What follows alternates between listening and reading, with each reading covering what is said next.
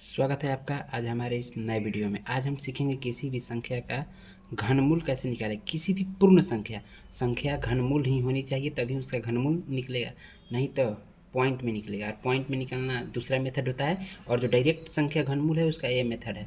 इसके लिए आपको बस खाली कुछ घनमूल याद करने होंगे, 1 से लेकर 10 तक। 1 का घन 1, 2 का घन 8, 3 का घन 27। इस तरह से आप पूरा याद कर सकते हैं। और इनमें आपको लास्ट डिजिट को हमेशा ध्यान में रखना है। इन संख्याओं के लास्ट डिजिट, मतलब जैसे 10 का घनमूल हुआ 1000, तो इसका लास्ट डिजिट 0।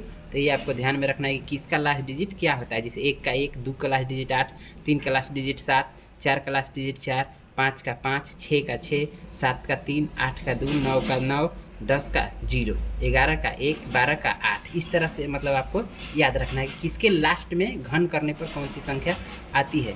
इसके बाद हमारा ये पहला क्वेश्चन है कि इसका घनमूल कैसे निकालें। बस आपको 10 सेकेंड लगेंगे और आप आंसर बताएंगे। सभी लोग बताएंगे, बस खाली ध्यान से देखिए।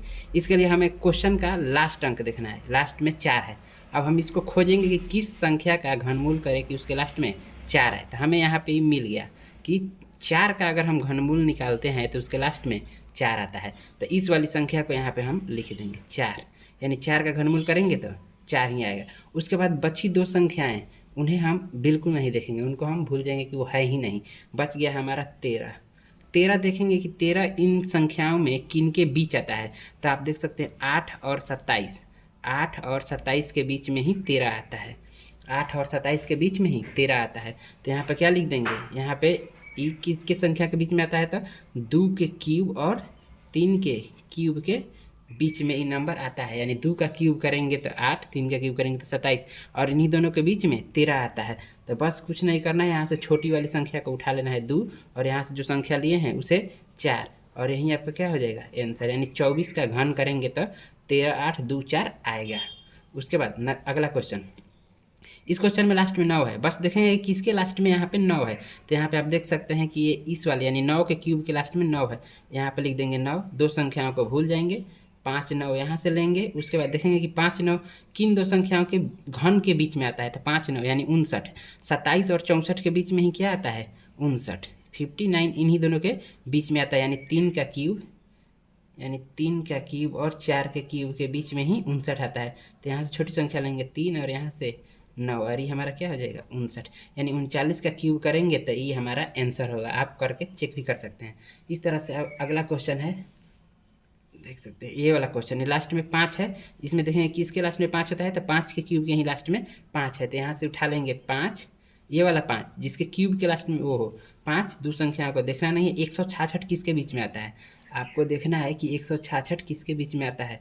यहाँ से 125 और 216 के बीच में क्या आता है, 166। 125 और 216, तो यहाँ पर 5 और यानी 166 हो गया। तो ये किसके बीच में है, 5 के क्यूब और 6 के क्यूब। तो यहाँ से ले लेना है छोटी संख्या, इन दोनों में छोटी संख्या हमेशा 5, और यहाँ से 5, यानी 55 का क्यूब करेंगे तो हमारी वो संख्या प्राप्त हो जाएगी। इस तरह से अगला क्वेश्चन हम देख रहे हैं, कहाँ है अगला क्वेश्चन है आपका यहाँ पे क्वेश्चन 4 में कि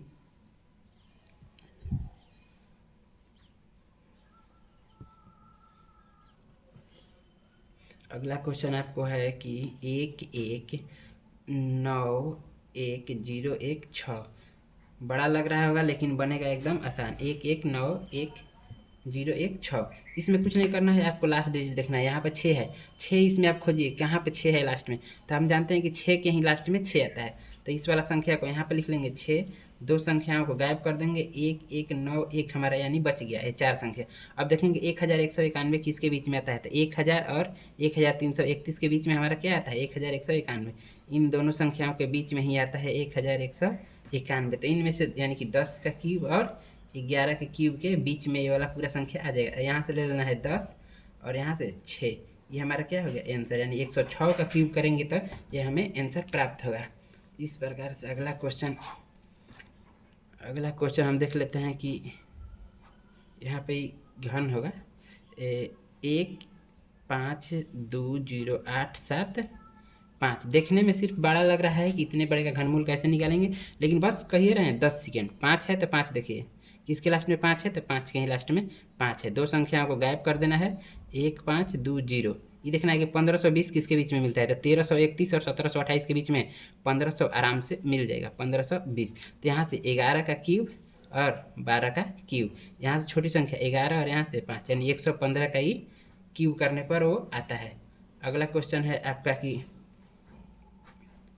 20, 4, 8, 3, 8, 3। बड़े से बड़े क्वेश्चनों को बस चुटकियों में ऐसे ही बना देना है। लास्ट में देखेंगे 3 है, 3 किसके लास्ट में है, यहाँ से 3, 3, 3, 3, 3 किसके लास्ट में खोज सकते हैं यहाँ पे, यानी 7 के लास्ट में 3 है, यानी 7 का क्यूब करेंगे तो हमें 3 मिल जाएगा। तो यहाँ पे लिखेंगे 7, 2 नंबर को काट देना है, बच गया आपका 20, 4, 8।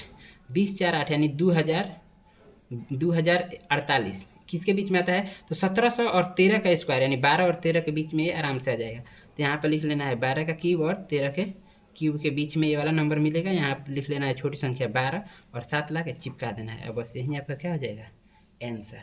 इस तरह से आप किसी भी पूर्ण घन होना चाहिए, संख्या का आंसर आसानी से निकाल सकते हैं। वहीं अगर कोई बीच में नंबर चेंज कर दे तो आपका आंसर गलत हो जाएगा, वो दशमलव में चला जाएगा, पॉइंट में। उसके लिए अलग मेथड है। और जो डायरेक्ट निकलता है वो बड़ा से बड़ा क्वेश्चन में दे देता है क्षेत्रमिति उत्तरमिति में कि घनमूल है इतना तो उसका निकाले, तो ऐसे आराम से आप इस मेथड से निकाल सकते हैं बिल्कुल आसानी से।